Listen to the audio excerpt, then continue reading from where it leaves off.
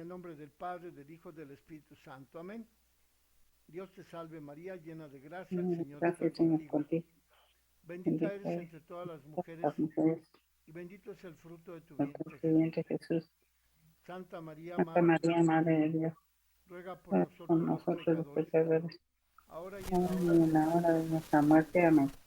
María, Madre de Gracia, Madre de Misericordia, En la vida y en la muerte, ampáranos, Gran Señor. en el nombre del Padre, del Hijo, del Espíritu Santo. Bueno, estamos con este texto del profesor de Fiores y yo estoy en la página 540, que es el capítulo 28. Capítulo Perdón, yo los escucho muy bajito. No sé si nada más soy yo. Pues le puede subir el volumen a su. No se oye. Yo la escucho perfectamente, Olga. Ay, yo no oigo. A ver, vamos a ver cómo se le puede hacer aquí.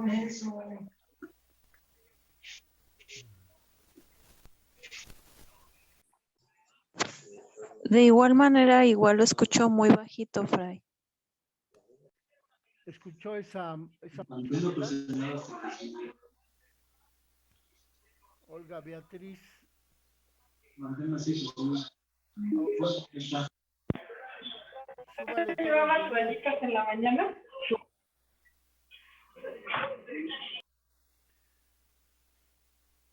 Bueno, a ver, ojalá que se resuelva ese problema. Entonces, el capítulo en el que estamos, el capítulo 28, en donde se habla del modelo mistagógico. ¿Qué significa la palabra mistagógico? Está compuesta de dos palabras griegas, una que es mista, que se refiere al misterio, y gogein, que es educar. La palabra mistagógica significa que a través de los misterios se nos educa en la contemplación de la realidad divina. Eso es lo que significa mistagógico. Y aquí el profesor de Fiores se refiere a la forma en la que, a través del conocimiento de los misterios en los que participó la Virgen María, nosotros aprendemos de ella.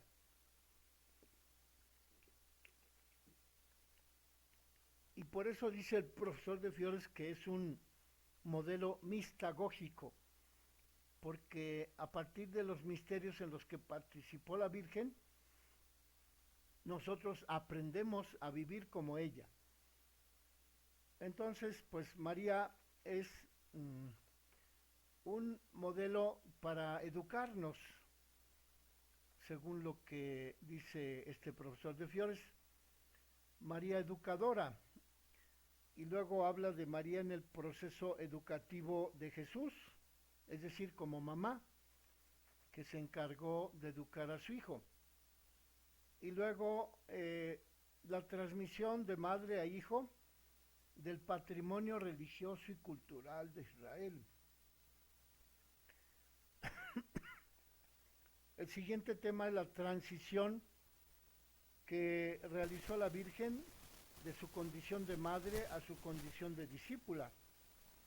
En el siguiente tema, el profesor de Fiores nos habla de María como madre en la educación a través de los misterios para el pueblo cristiano. Y allí habla de María educadora de la iglesia, María educadora del pueblo de Dios, y luego ya nos presenta unos puntos de relieve para la conclusión, y eso llega hasta la página 551. Estamos en la página 540 y este capítulo 28 abarca de la página 540 a la 551. Es decir, son 11 páginas en las que el profesor de Fiores nos habla de cómo la Virgen Santísima nos educa. Educó a su Hijo Jesucristo cuando ella fue mamá y también nos educa a nosotros que somos miembros del cuerpo de Cristo, de la Iglesia.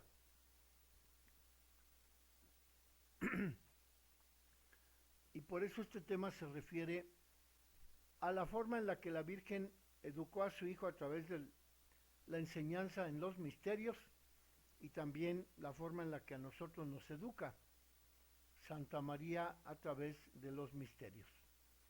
Y así el profesor de Fiores tiene una introducción en donde habla del profesor Giuseppe Colombo,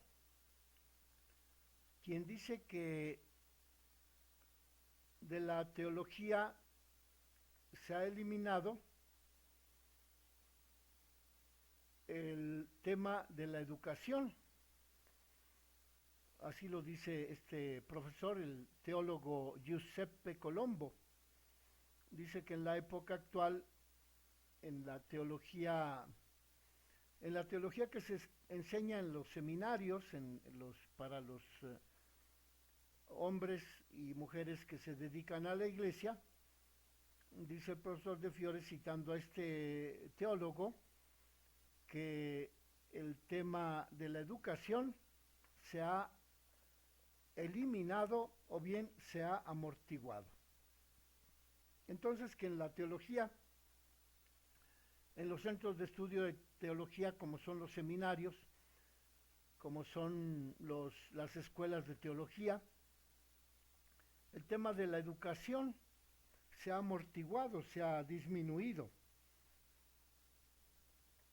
Y dice de Fiores que también al tema del estudio de la Virgen María, la Mariología, se le puede aplicar también el mismo diagnóstico. Es decir, que el tema de la educación ya casi no aparece cuando se habla de Mariología, cuando se habla de teología. Porque dice que la educación de Cristo que realizó la Virgen Santísima aparece muy pocas veces en primer plano en los estudios de teología. Y lo mismo la educación que realiza la Virgen Santísima acerca de los hijos de la Iglesia, que no aparece en primer plano la educación que la Virgen realiza respecto de su Hijo Jesucristo y respecto de los cristianos. Y por ello dice que aunque no faltan testimonios sobre el tema educativo por parte de María, dice el profesor de Fiores que esa educación que comenzó en la tierra la Virgen Santísima al educar a su Hijo y luego al acompañar a la primera iglesia después de Pentecostés, esa labor educativa, dice el profesor de Fiores, que es una labor que sigue, que la Virgen Santísima continúa en el cielo, ya desde el cielo como asunta al cielo, como glorificada, como resucitada. Desde el cielo la Virgen desarrolla una actividad educadora en relación con nosotros que somos los discípulos de Cristo, como la realizó cuando era mamá de su Hijo Jesús, cuando todavía vivía esta vida terrena. Entonces, el primer tema que aborda el profesor de Fiores en este capítulo del modelo mistagógico, es decir, de María como educadora, nos habla del proceso educativo de Jesús en tres apartados. Habla del proceso educativo de Jesús. El primero, pues, es una introducción. El segundo es la transmisión del patrimonio religioso que la Virgen le prodigó a su Hijo. Y después la transición que ella misma experimentó de ser madre de Cristo a ser discípula de Cristo.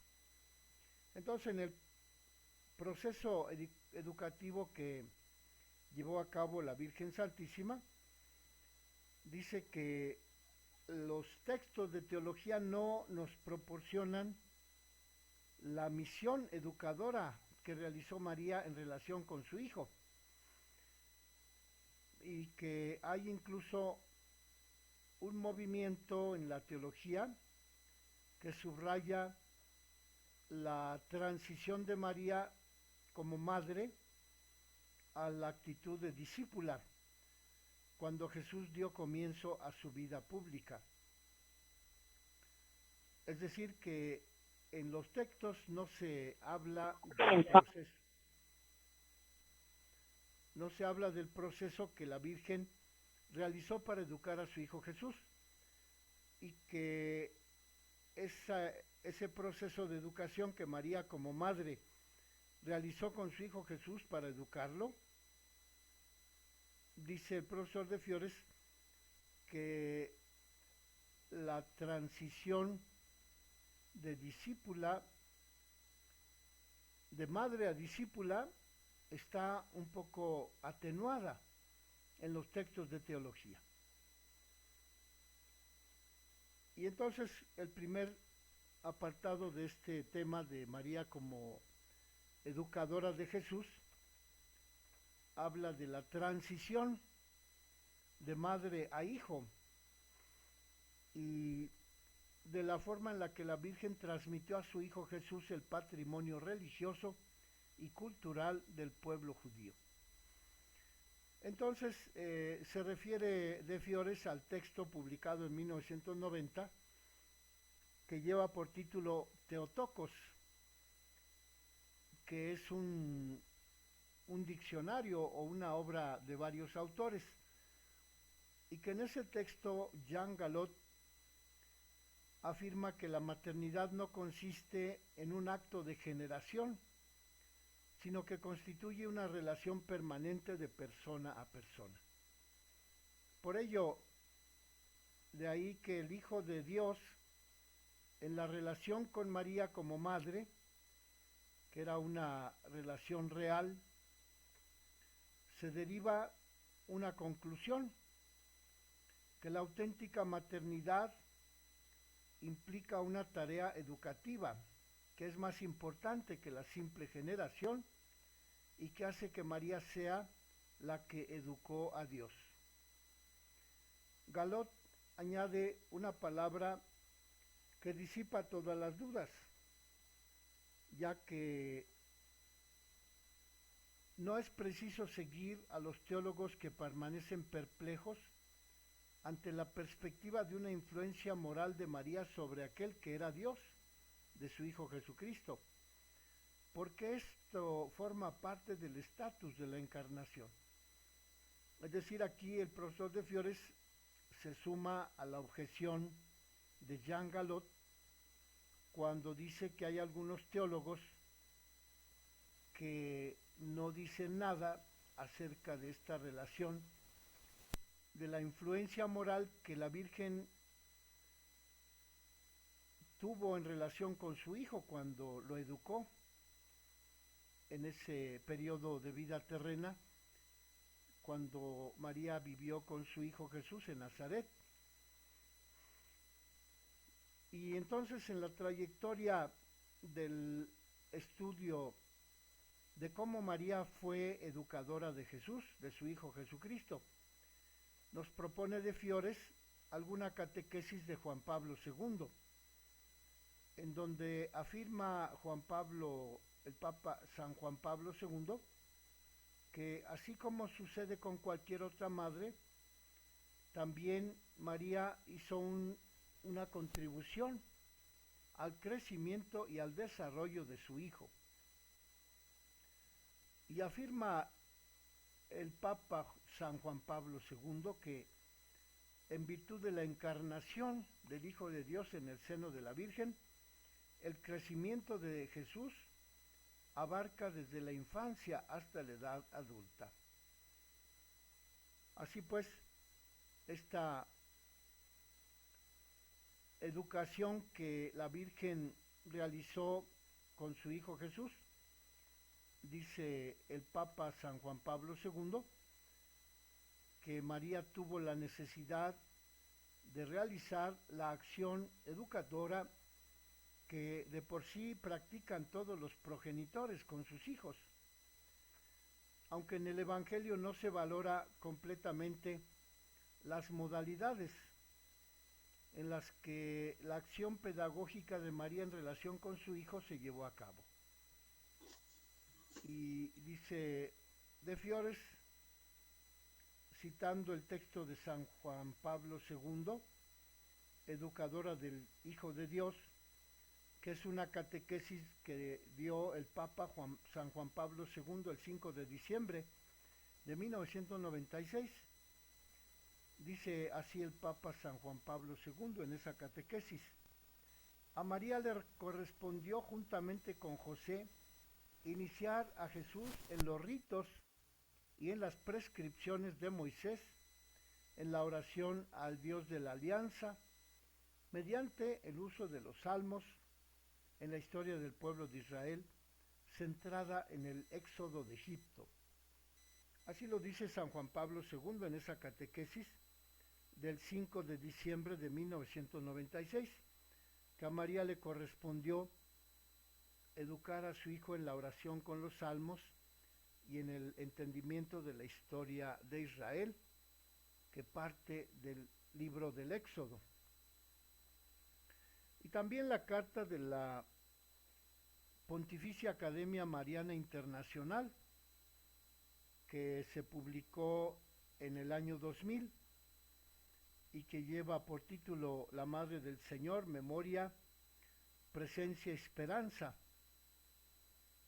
En ese documento, publicado en el año 2000 por la Pontificia Academia Mariana Internacional, se dice que María es verdadera Madre de Jesús y que por tanto lo educó juntamente con José, su esposo, y que lo educó en la tradición del pueblo judío. Y entonces, ¿de qué manera la Virgen transita de la condición de madre a la condición de discípula? Dice el profesor de Fiores que en esa línea de la educación, del discipulado que Cristo llevó a cabo respecto de su mamá, porque la Virgen Santísima lo educó en el rezo de los salmos, lo educó en el conocimiento de la historia de los judíos, en el conocimiento de ese punto crucial de la historia de Israel, que es el Éxodo. Y dice de Fiores que algunos mariólogos mantienen un paradigma como principio hermenéutico normativo. Es decir, que algunos mariólogos dan unas normas o un esquema de cómo ellos entienden que María educó a su Hijo Jesucristo, ya que ese principio hermenéutico normativo de algunos mariólogos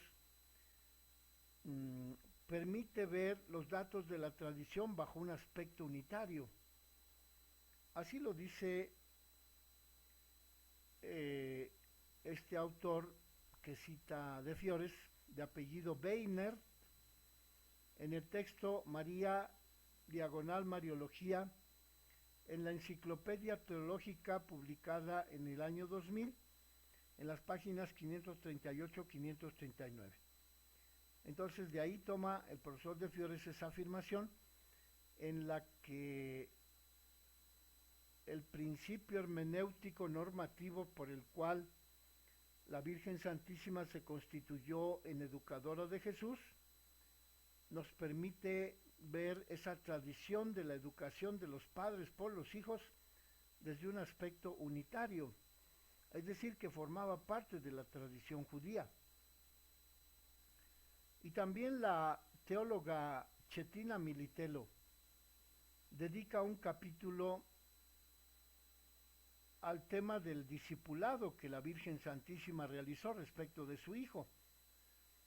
Y ahí Militello parte del texto de la Redemptoris Mater del Juan Pablo II, en donde se llama a María la primera discípula de su hijo.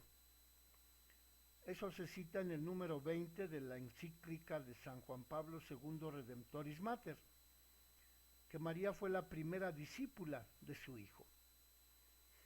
Y Militelo se pregunta sobre los testimonios que encontramos en los textos del Nuevo Testamento acerca de esta cualidad de la Virgen como discípula de su hijo Jesús. Y dice de Fiores que hay una palabra griega en donde se puede identificar esta característica de María como discípula de su hijo, y que en el Nuevo Testamento encontramos la palabra doulé, que significa siervo, doulé, que significa el que está al servicio de otros, y que con esa palabra dice Militelo que se puede designar la actitud de escucha y la actitud de adhesión a su Señor por parte de la Virgen. Esa palabra doulé, que significa siervo, pone en relación a la Virgen con su Hijo Jesucristo en una actitud de escucha. Y el otro teólogo que propone de Fiores es García Paredes, quien estudia también la misma expresión de primera discípula y afirma lo siguiente acerca de este tema de que María fue la primera discípula de su Hijo Jesús. Dice José Cristo García Paredes: hablar de María como de la perfecta seguidora de Jesús puede resultar extraño para quienes, según la tradición teológica, están acostumbrados a comprender la relación entre María y Jesús, tomando como base la maternidad de María sobre su Hijo. Se dice que el principio fundamental de la Mariología es la maternidad divina, en la cual se condensa todo lo que puede decirse teológicamente de Santa María. Sin embargo, sobre la base de estudios posteriores acerca de María en el Nuevo Testamento, algunos estudiosos proponen un paradigma porque María es la discípula perfecta. Entonces, no solamente porque es mamá, lo más importante para algunos teólogos es el hecho de señalar que María es mamá de Jesucristo, pero para otros escritores actuales, el hecho de que María sea la discípula perfecta es lo más importante de la Mariología. Y así, de Fiores habla de lo que propone José Cristo Rey García Paredes, y dice que a una forma de discipulado que realizó la Virgen lo llamaremos residencial, y a la otra forma de discipulado que realizó la Virgen respecto de su Hijo lo llamaremos itinerante. Entonces, de Fiores habla de lo que propone José Cristo Rey García Paredes, diciendo: a María se le puede llamar discípula de Jesús en el primer significado, es decir, en el discipulado residencial, porque no siguió a Jesús como discípula por todos los lugares donde anduvo Jesús. Por eso le llama discipulado residencial, porque la Virgen aprendió solamente de Cristo cuando estaba en su casa. No anduvo con Cristo que recorrió Galilea, Samaria, Judea. Y por eso dice José Cristo Rey García Paredes que un primer tipo de discipulado que desempeñó la Virgen fue un discipulado residencial, porque siempre estuvo en su casa. Pero que María formó parte del grupo de aquellos discípulos que permanecieron en su propia casa y esperaban y proclamaban el reino de Dios entre los propios vecinos. Como lo señala José Cristo Rey García Paredes en su obra María en la comunicación del reino, síntesis de Mariología, publicado en el año 2007. Y dice pues que José Cristo Rey García Paredes habla de la experiencia que llevó a cabo la Virgen, de su experiencia pascual posterior a la resurrección de Cristo. En esa práctica, dice José Cristo García Paredes, que los textos del concilio proponen la comprensión de la vida de la Virgen según algunos textos de antes del concilio, que tenían miedo de hablar de la Virgen María como discípula, como educadora de Cristo. Por ello, De Fiores afirma que la tarea educativa que desempeñó Santa María forma parte de la naturaleza de la maternidad y está exigida por el estatus de la encarnación. Como ven, son unos apoyos de tipo cultural, en donde De Fiores, apoyándose en José Cristo Rey García Paredes, afirma que la Virgen fue discípula residencial y discípula itinerante. De modo pues que el segundo tema del que habla De Fiores es que María es la madre que educa al pueblo de Dios en el conocimiento de los misterios de la vida cristiana. Por ello, la tarea educativa de María respecto de Cristo nos plantea algunas incertidumbres y exige que hagamos algunas precisiones, porque se afirma que María es madre educadora de los cristianos.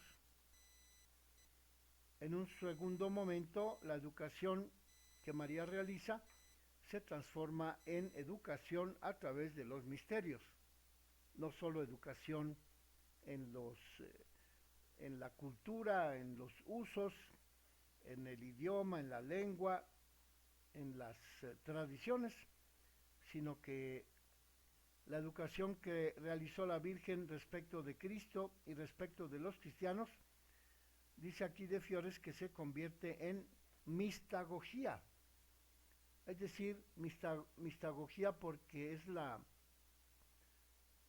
educación en los misterios de la vida cristiana. A eso se refiere la mistagogía, la educación en los misterios de la vida de Cristo, y a ellos el profesor De Fiores nos dice que la Virgen Santísima desempeñó un papel importante en relación con su hijo y en relación con los discípulos, puesto que dice que María es madre educadora de los cristianos. ¿De qué manera ella es madre educadora de los cristianos? Dice De Fiores que el capítulo 8 de la Lumen Gentium contiene un texto en el que se precisa que a la regeneración y formación de los fieles, María coopera con amor de madre. Y eso lo dice la Lumen Gentium en el número 63, que la regeneración y la formación de los fieles está motivada, está modificada por la colaboración del amor de la Virgen como madre. Y por ello la relación de la maternidad de María con el bautismo y con el desarrollo de la vida divina de los cristianos es evidente, porque la maternidad de María con los discípulos a través del bautismo es una maternidad que llega a su plenitud, porque la vida divina de los cristianos se desarrolla precisamente después del bautismo. Y por eso dice de Fiores, citando a Jean Galot, que la maternidad de la Virgen Santísima debe entenderse en todo su alcance, no sólo como un amor materno que pudiera situar la maternidad de María sobre Cristo en el plano de los afectos, sino también en el plano de la generación y de la educación, porque es la obra que le corresponde a la mamá, generar al hijo en su vientre y educarlo en el plano de los afectos y en el plano del conocimiento de los instrumentos para vivir. Y por ello dice de Fiores que el Papa Pablo VI, el 21 de noviembre de 1964, proclamó la encíclica Mater Ecclesiae, es decir, Madre de la Iglesia, porque Pablo VI, el Papa del Concilio Vaticano II, se dio cuenta de la importancia que representaba la actividad maternal educadora de María sobre Jesucristo, pero también la actividad educadora de la Virgen sobre el pueblo, sobre los hijos de Dios, sobre los bautizados, porque a partir del bautismo todos somos discípulos de Cristo, miembros de la Iglesia, y formamos parte de ese dinamismo que se desarrolla en la Iglesia a partir de la actividad de María Santísima. Y entonces dice de Fiores que en el concilio se discutió el sentido del título de María como educadora, como madre de la Iglesia, y que cuando se estuvo discutiendo ese título de María Madre de la Iglesia, el Papa Pablo VI evitó entrar en el debate conciliar, pero no aceptó las objeciones que le ponían algunos teólogos al título de Madre de la Iglesia, puesto que para el Papa Pablo VI ese título Mater Ecclesiae va más allá de las precisiones jurídicas o institucionales, y ese título se enfoca en la línea de la función maternal que la Virgen desempeñó sobre Cristo y sobre el pueblo cristiano.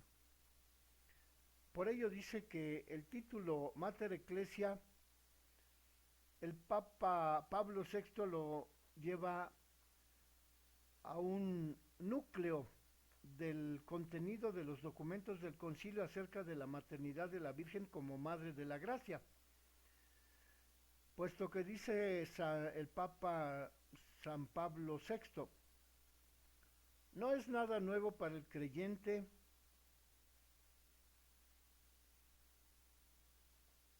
el título de Madre de la Iglesia, ya que